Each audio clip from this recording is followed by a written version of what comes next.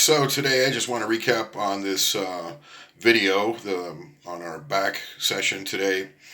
Basically building on the previous last week's session with the starting out with the abdominals trainings. Very, very important to train the abdominals before the back to get that synergy happening. Today we did a little bit more volume on the hanging abdominals, and we quickly went over to the weighted machine for the weighted machine crunch.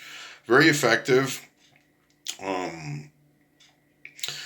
So we started out with that and then quickly went into our back session. So today we started off with the bar row from the floor, dead stop or almost dead stop for most of the reps anyways.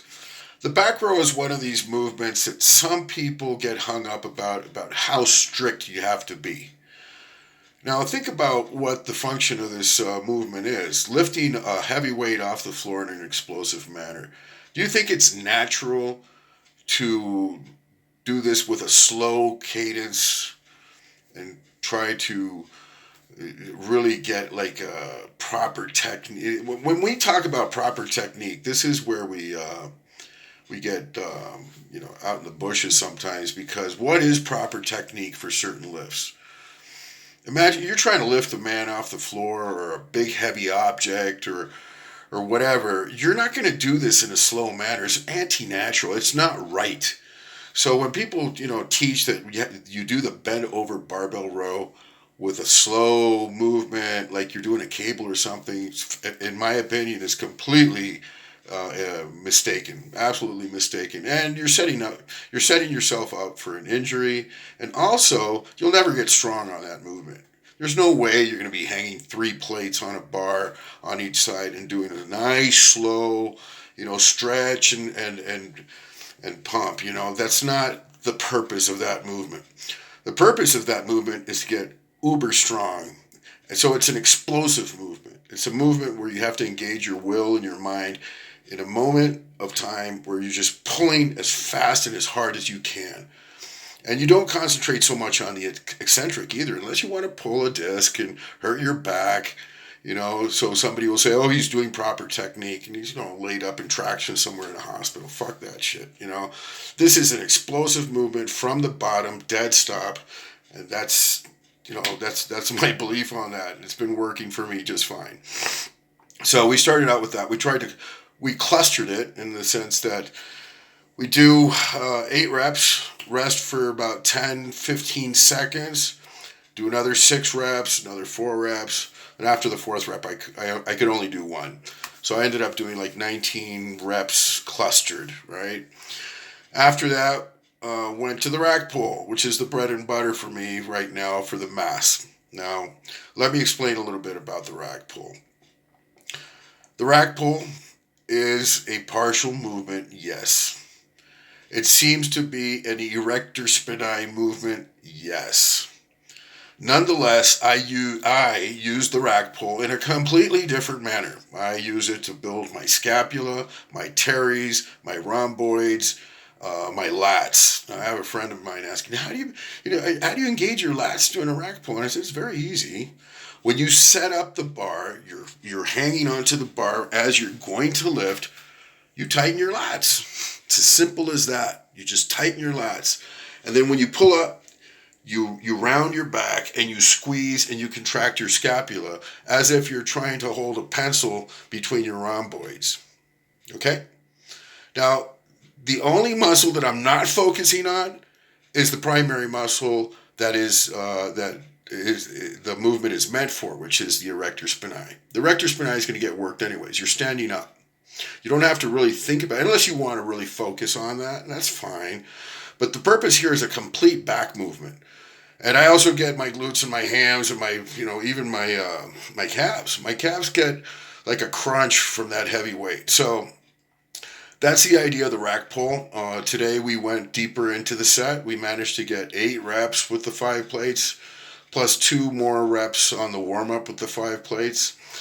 Let me say something about the bar velocity. So when starting out these heavy movements, I do start with very cautiously and with great trepidation. I just don't go and attack the bar with 500 pounds. I don't want to rip a lat or pull my arm off my, body. So the first reps are very slow. I'm really feeling it. I'm very scared. I don't want to hurt myself. So I grab on very hard and I pull with my arms, I pull with my hands and my scapula. And as the bar starts to move, I increase the velocity and then I come up and try to contract every single muscle in the back.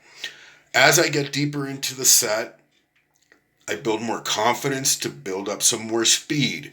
And so this usually the case that the middle and final reps are usually the fastest, best executed reps. And it should seem obvious to anybody why this should be with this heavy weight. You just can't attack the bar off the bat. I mean, you're going to hurt yourself, right? You will hurt yourself eventually if you do that type of system. So again, I tried 6 plates. I didn't get that on video. The bar would not budge. I mean, I was like, pulling as hard as I can, and I thought my ribs were going to pop.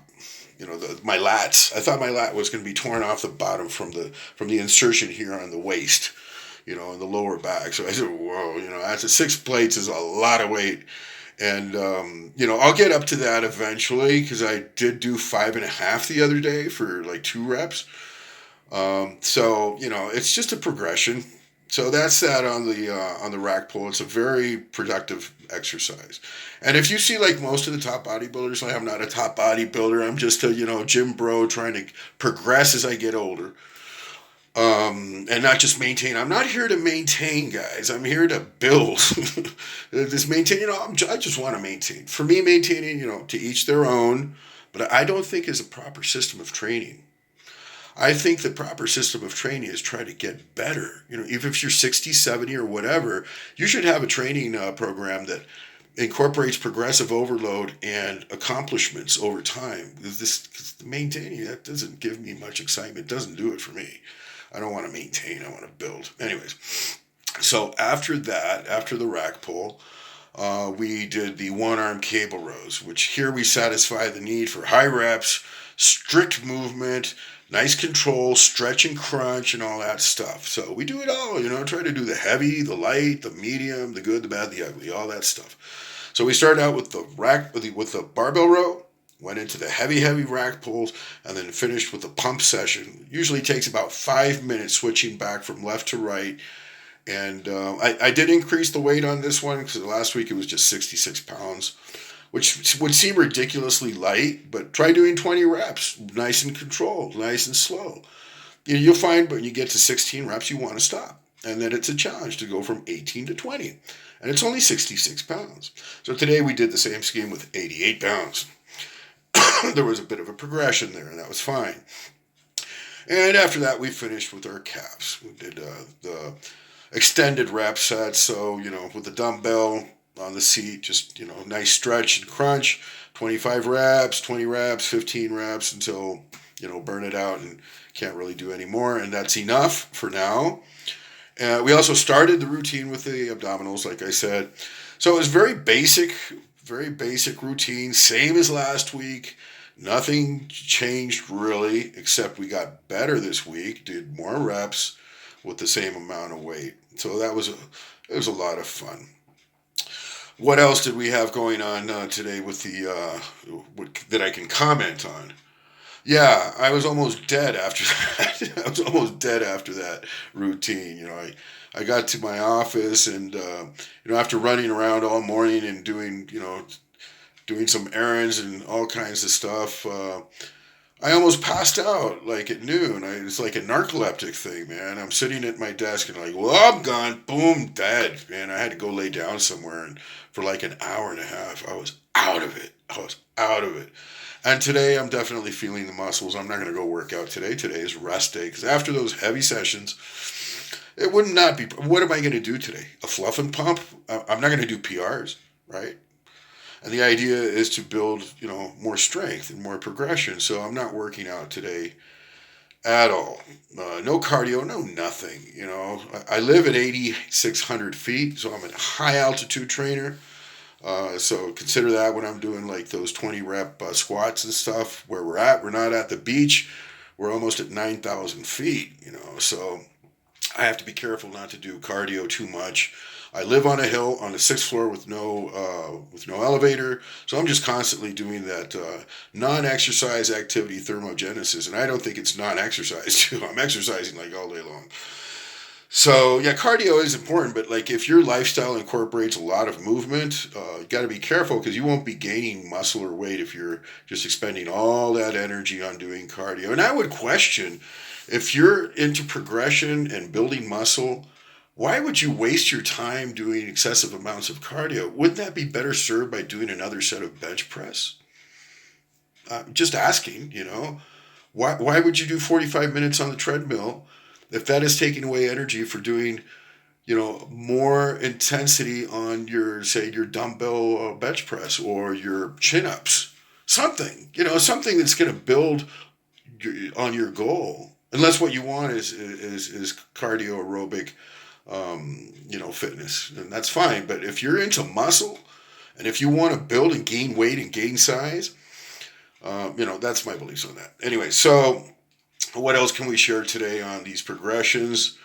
The low row is just a really great finisher. You can start with that also if you want to prime yourself, but then again, you can't go too deep into those sets because you can't get really strong if you're pre-fatiguing everything. If your goal is to get stronger every time, you have to be very careful of how many reps you do on those warm-ups also. So like on the rack pull, I'm not going to be doing 10 reps with the 4 plates. I can do like 20 reps with those 4 plates. Even on the dead stop deadlift, I'm pretty strong on that. But what would be the purpose? Okay, I did my reps and shit. Now I'm going to do 5 plates. Those 5 plates, you can't even do one. Not after doing 10. You'll do a few reps, but it's setting yourself up for injury. If you get fatigued before doing a heavy set, it's not the way to go. Anyway, so that's the presentation for today. Really looking forward to my next session, which is going to be legs. The squat, the Smith squat with the 3.5 plates for the reps. Super deep, proper form, ROM, pause at the bottom, the whole 9 yards, because that's what works. This half-ass squat, man, let me tell you, just don't do them. There's no need. It's just ego. That doesn't really accomplish anything. The half-ass squat, the 90-degree squat. I put some weight on my back and I went halfway down. And most of the time, the ass is, the hip is shooting out. The quads aren't getting worked out. On the legs, it's all about hip and knee flexion. You just have to own that. You have to own that. You have to go all the way down, break parallel, take a pause, and do proper contraction, and then the squat will work. But that's for the next video. God bless everybody and have a wonderful day.